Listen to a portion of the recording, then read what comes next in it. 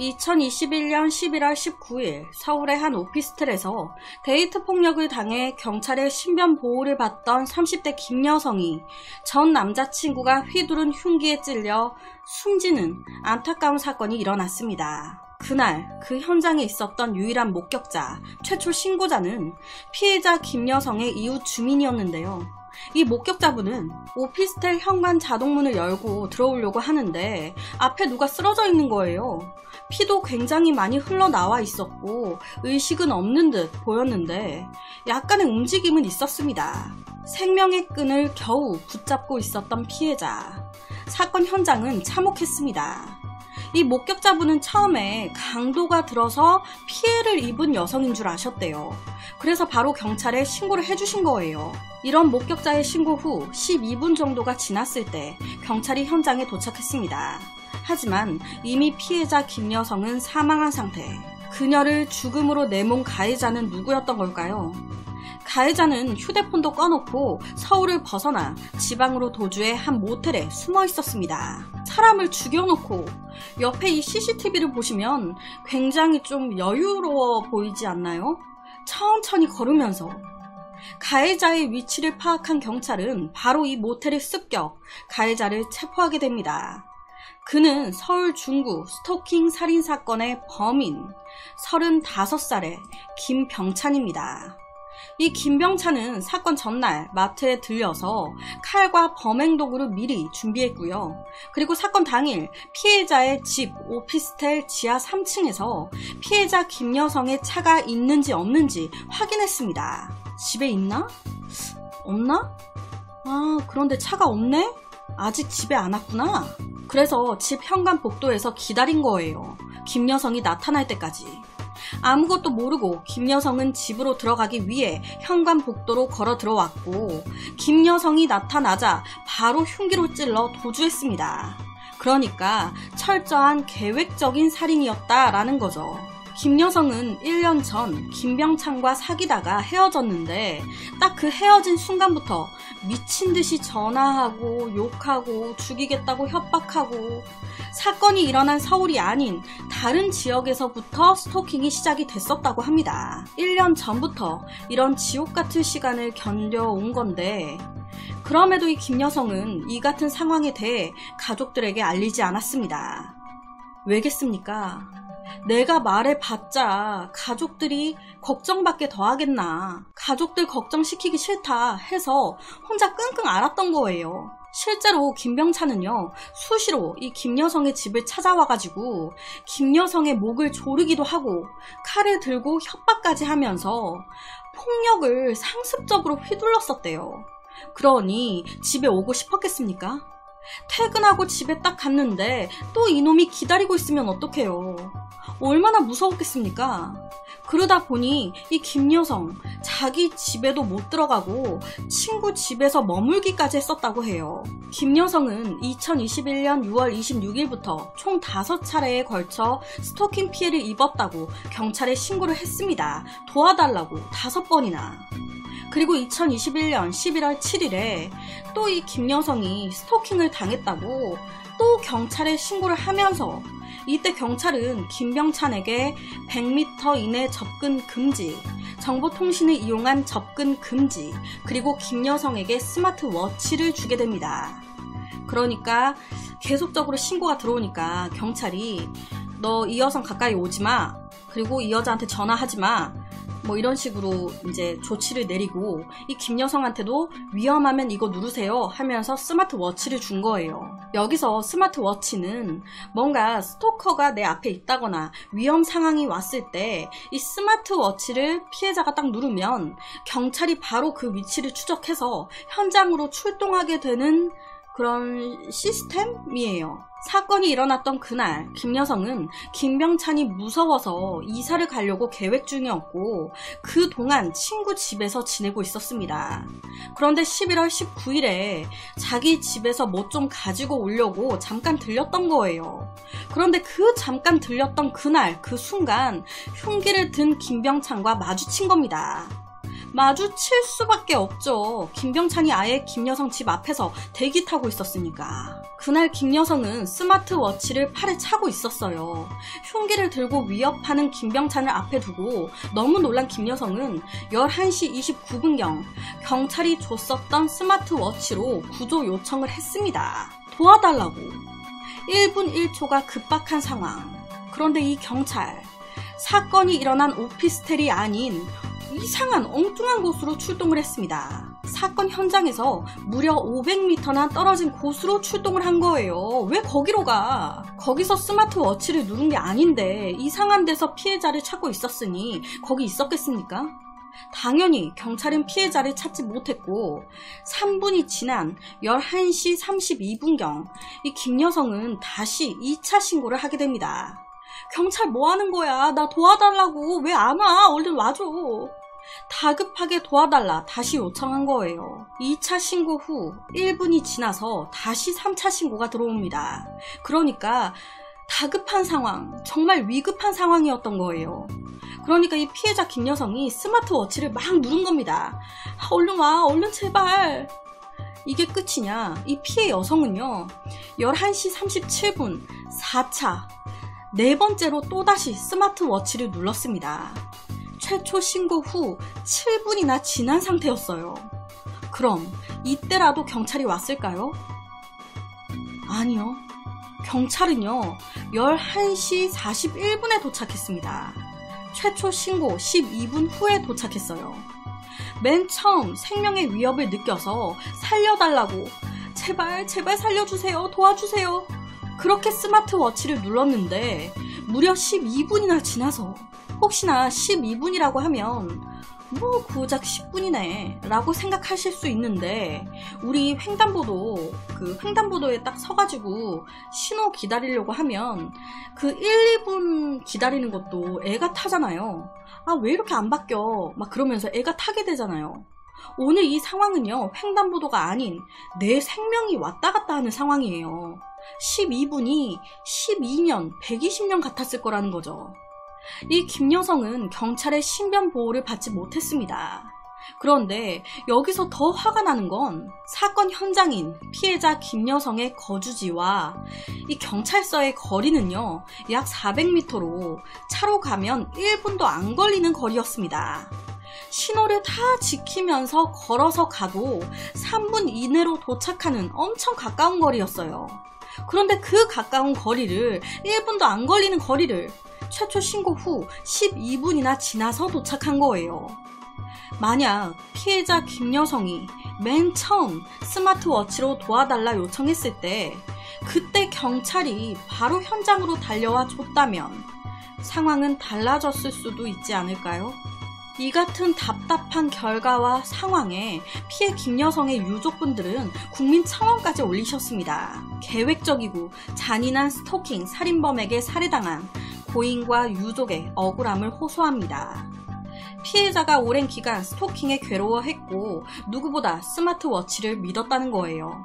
실제로 피해자 김여성은요 그나마 좀 마음이 놓여 집 바로 앞에 경찰서도 있고 스마트워치도 받아서 그놈이 또 오면 경찰서로 달려가거나 아니면 스마트워치 누르면 경찰서가 가까우니까 바로 달려와 줄 거 아니야 라고 많이 말을 했었대요. 그런데 김여성 입장에서는 믿었는데 완전 뒤통수 맞은 거죠. 골든타임을 정말 말도 안 되게 놓친 거예요. 긴급 상황일 때 경찰에게 보내는 구조 요청, 스마트워치.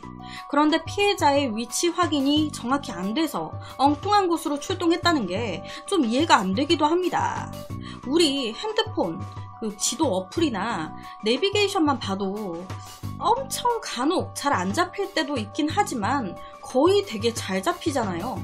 내가 있는 위치를 기가 막히게 잡아내는데 또 보면 술 마시는 분들 술 마시고 대리기사 부르실 때 그냥 대리기사를 불렀는데 기사분이 알아서 내 위치를 찾아가지고 오시잖아요. 택시도 그래요. 카카오 택시.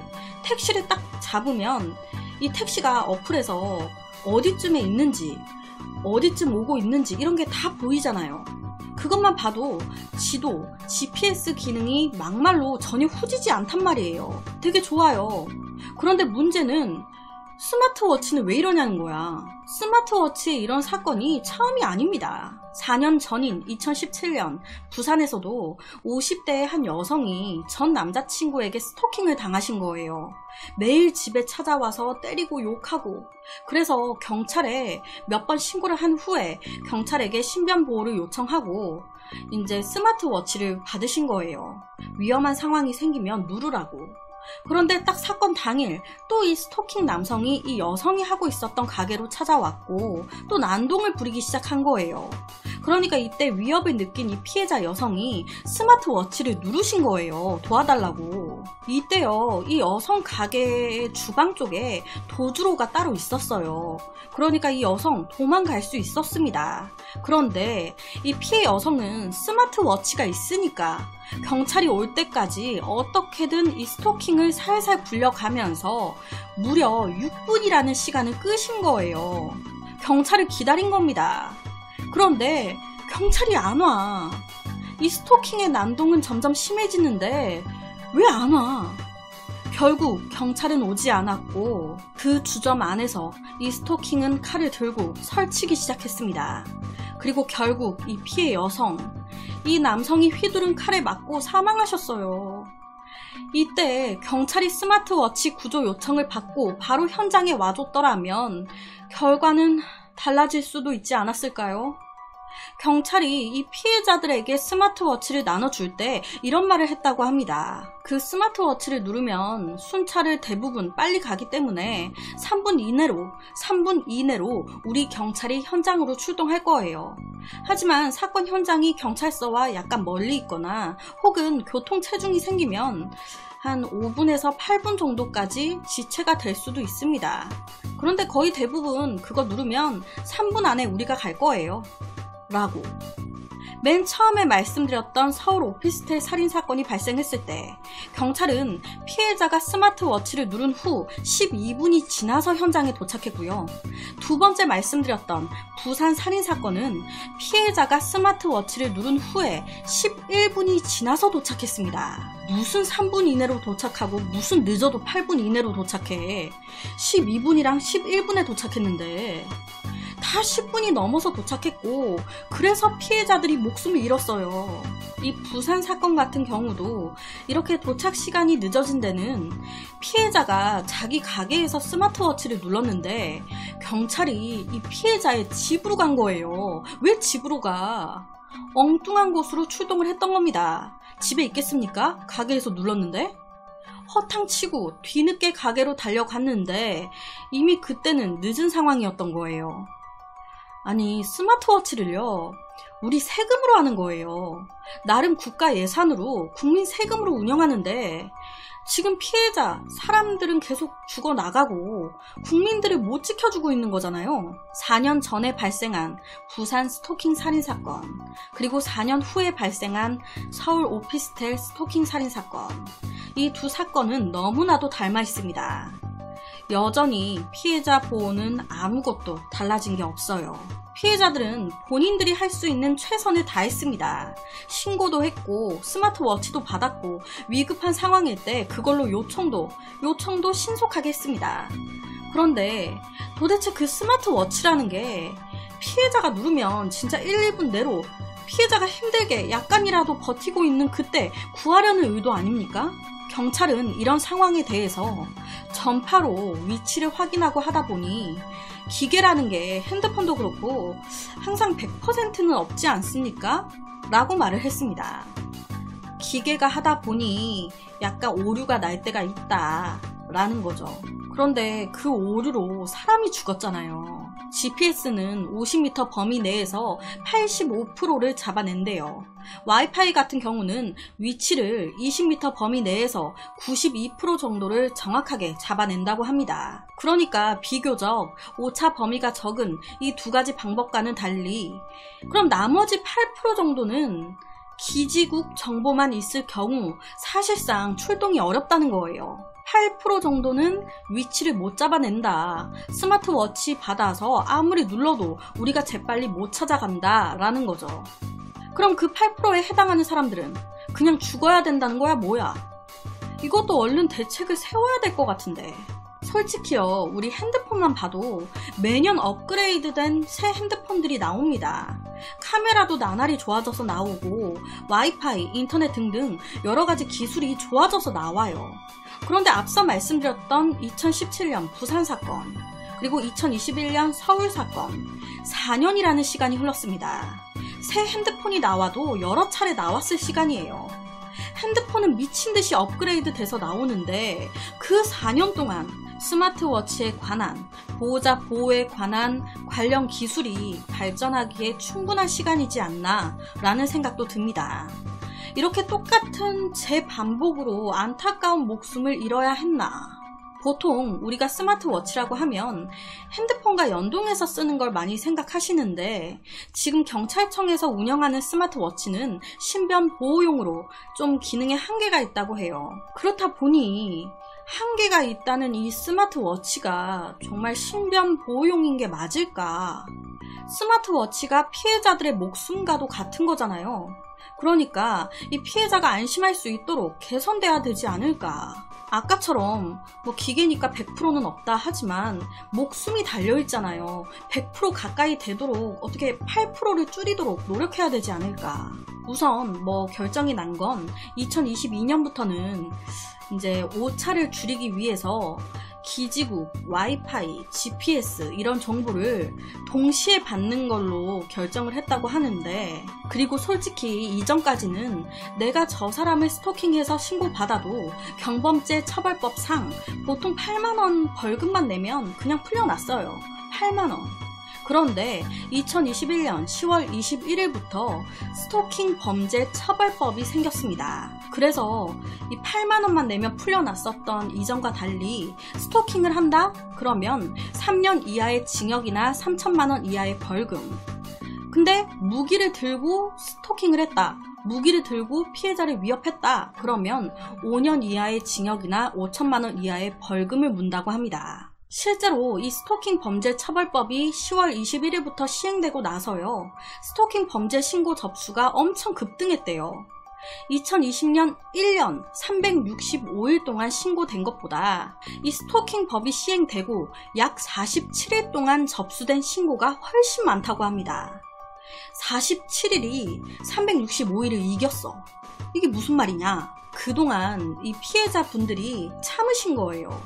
왜? 경찰에 신고해봤자 뭐 법이 8만원만 내고 가해자 풀어주는데 괜히 신고했다가 보복당하면 어떡해요? 여러가지 생각이 드니까 신고도 못하고 끙끙 앓으셨던 거예요. 보호자를 보호해줄 만한 법이 없으니까. 그런데 이제 법이 생겼네? 구속도 된다네? 더 이상 안 참을래, 신고할래, 이렇게 된 거예요. 피해자가 견디다 못해서 가해자를 접근 금지 명령을 신청하잖아요. 그러면 그 기간이 2개월 정도밖에 안 된대요. 기간 연장을 해도 2개월밖에 안 된다고. 피해자 입장에서는 너무 짧은 접근 금지 명령 기간인 거예요. 이 2개월 안에 가해자가 또 피해자한테 접근했네? 그러면 바로 구속이 가능하대요. 이 2개월 안에 또 접근했다, 너 잘못했네, 구속하자. 그런데 여기서 무서운 건 이 여자가 날 접근 금지 신청했네. 아, 며칠부터 며칠까지 접근 금지 기간이구나. 가해자도 그 기간을 안다는 겁니다. 언제 접근 금지가 끝나는지 알아. 그냥 뭐 까짓거 2개월 쉬다가 접근 금지 기간 끝나면 다시 시작하지 뭐. 이렇게 될 확률이 높은 거예요. 솔직히 맨 처음 말씀드렸던 서울 살인사건 김병찬 역시도 접근 금지 명령 상태였습니다. 그런데 이런 범행을 저지른 거예요. 접근 금지가 되어 있는 상태인데. 그러니까 이 접근 금지 명령이 아무 소용이 없어. 이게 무슨 소용이 있냐라는 거예요.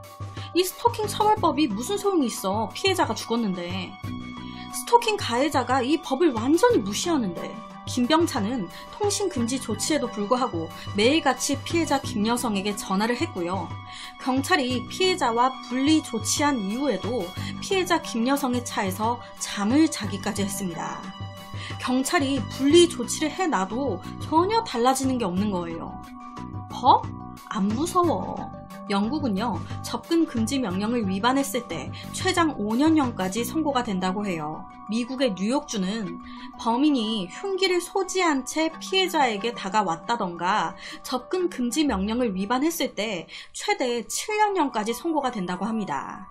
상해를 입히지 않고 그냥 흉기를 들고 찾아온 것만으로도, 흉기 없이 왔어도, 그리고 미국의 어떤 다른 주는 접근 금지를 받은 사람이 찾아왔을 때 피해자가 무서워서 반격할 수도 있잖아요. 그거를 정당방위로 인정한다고 해요. 왜냐? 찾아오지 말라고 접근 금지했는데 찾아왔잖아요. 내가 오지 말랬는데 왔잖아. 그런데 그에 비해서 우리나라는 딱히 처벌이 없는 거죠.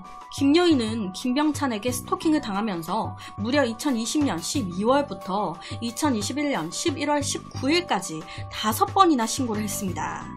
접근 금지를 받아도 가해자는 계속적으로 활보하고 다녔고 결국 스토킹 살인을 막을 수 없었습니다.